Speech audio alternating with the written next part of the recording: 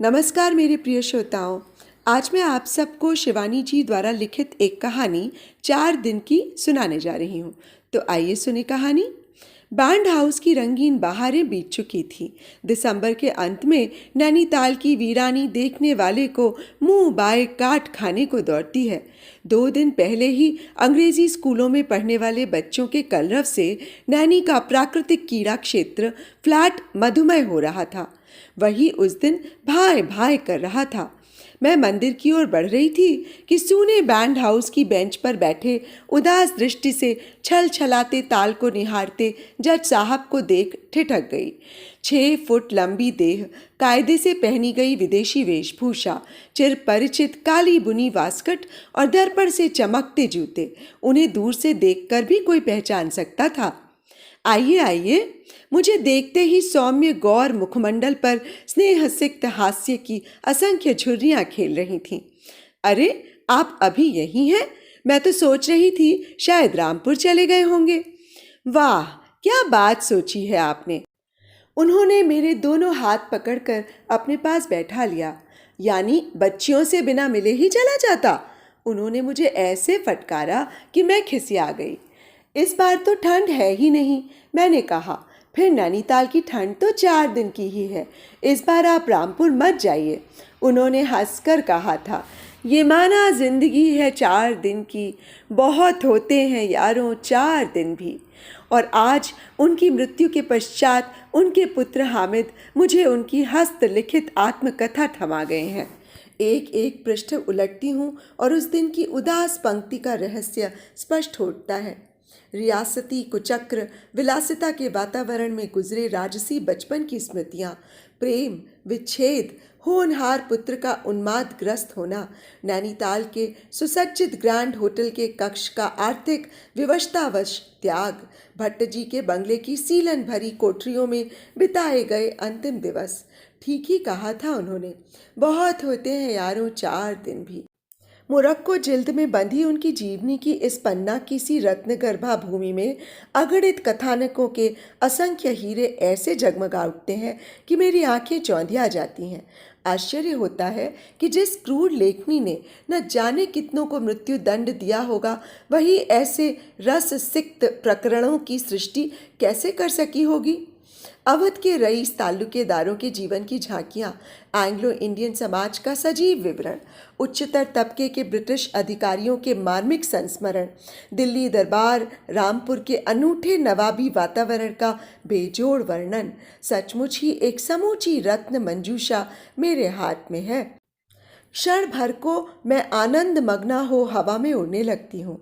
कितनी रंगीन कहानियाँ गढ़ी जा सकती हैं इस मूलधन से। पर दूसरे ही क्षण एक विस्मृत रौबदार बुजुर्ग चेहरा मेरी स्मृतियों के अंतराल से झांकने लगता है। मैं सहम उठती हूँ। मुझे लगता है मैं एक गुरुजन के अंतरंग शयन कक्ष में धृष्टतापूर्वक अनावश्यक ताक-झाँक करने की चेष्टा करने लगी हूँ। साहबजादे अब्दुल वाहिद खान मेरे पिता के घनिष्ठ मित्र थे। उनके परिवार ने मेरे पिता की मृत्यु के समय जिस स्नेहपूर्ण औदार्य का परिचय दिया था, वो कोई निकट आत्मीय भी शायद ही दे पाता।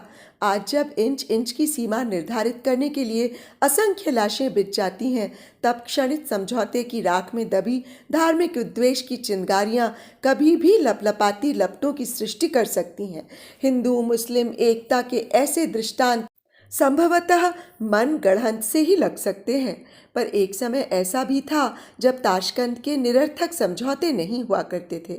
अपूर्व मैत्री के उन समझौतों में रहते थे अदृश्य हस्ताक्षर, जिनके खोखले प्रदर्शन की किसी भी पक्ष को उत्सुकता नहीं रहती थी। आज ऐसे ही एक हस्ताक्षर मेरी स्मृतियों की नियॉन बत्तियों के से प्रकाश में कभी बुझने और कभी जगमगाने लगते हैं।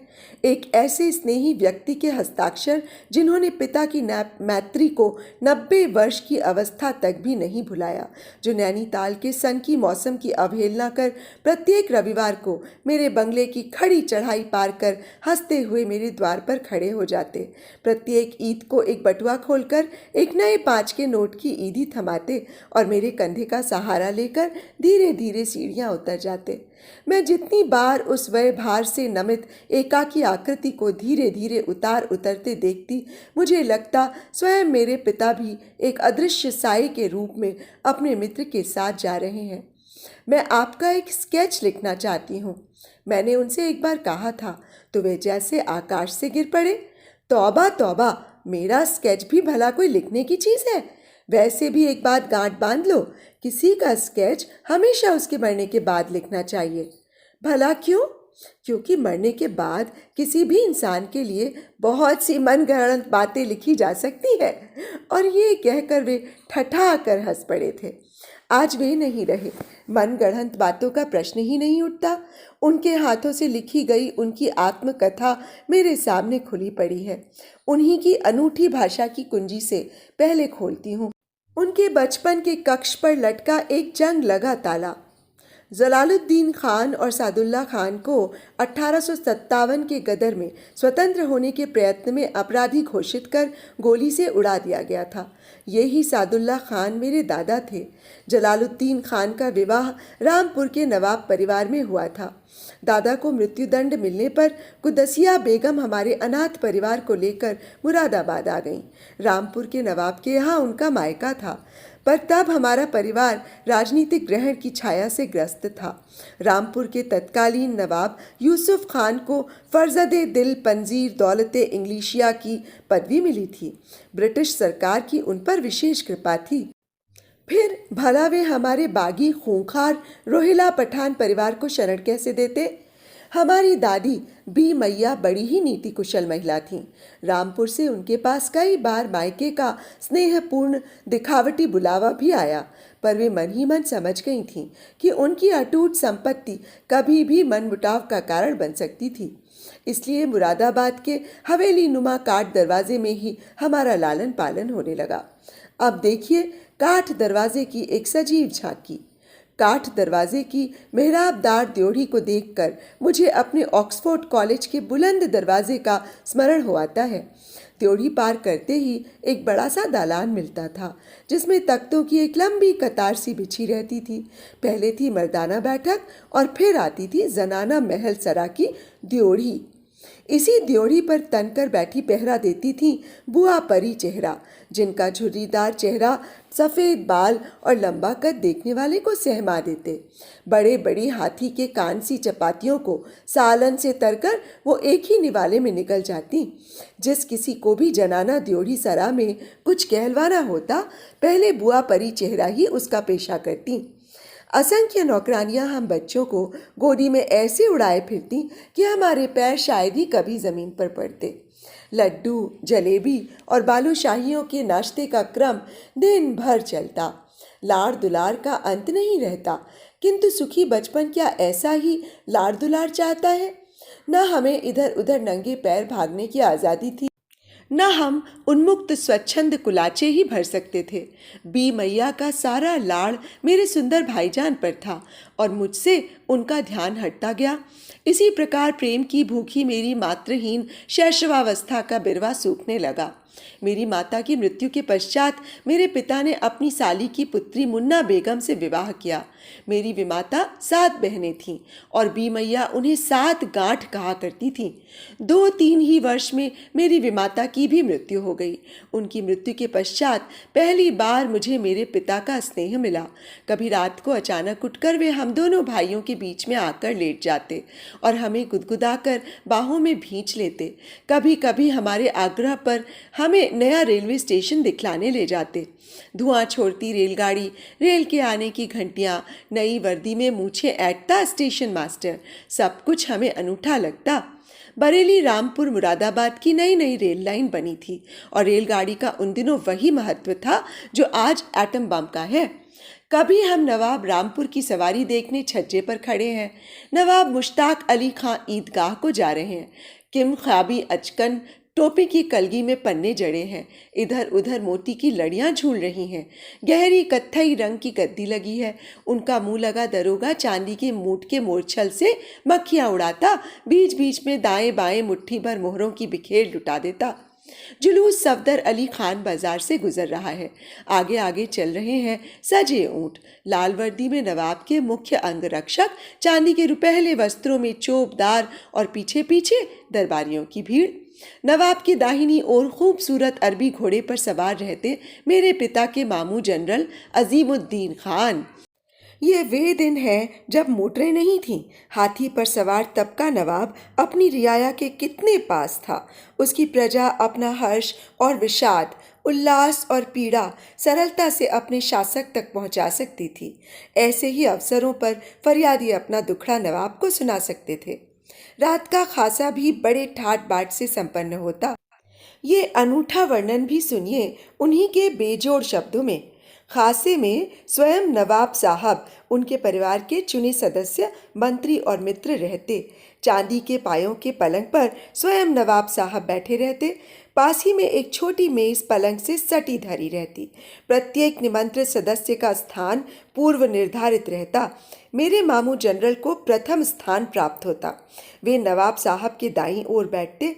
खाना चांदी के ख्वानों अर्थात गोल थालों में सजकर आता। पहले आते 2 तरह के सालन, सीख कबाब, पुलाव, फिर मीठे चावल और फिरनी। ये था नित्य का सीधा सा खाना। जिस दिन किसी दावत का आयोजन होता उस दिन का तो फिर कहना ही क्या।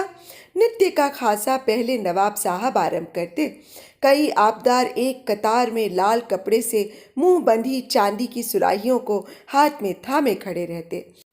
जितनी बार नवाब साहब पानी मांगते उतनी ही बार मंत्री खड़े होकर एक नई सुराही की सील मोहर तुड़वाते। हर बार नया घूंट नवाब के होठों से लगता और उतनी ही बार हेड आबदार का गुरु गंभीर स्वर गूंज उठता, बिस्मिल्लाहिर रहमानिर रहीम। खाना खत्म होता और नृत्य गीत का आयोजन चलता। कई बीनकार सितारबाज हाथ बांधे नवाब के आदेश के लिए खड़े रहते।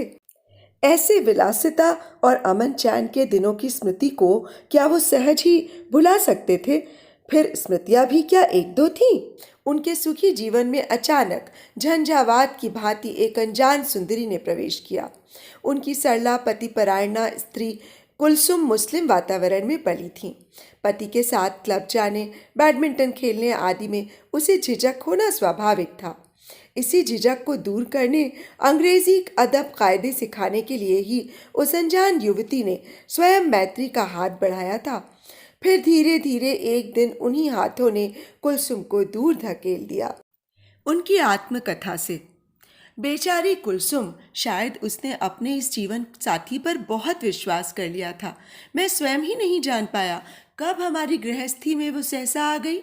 उस विलक्षण नारी का परिचय मैत्री में और फिर अचानक मैत्री से प्रेम में परिणत हो गया। कुलसुम सब जान गई।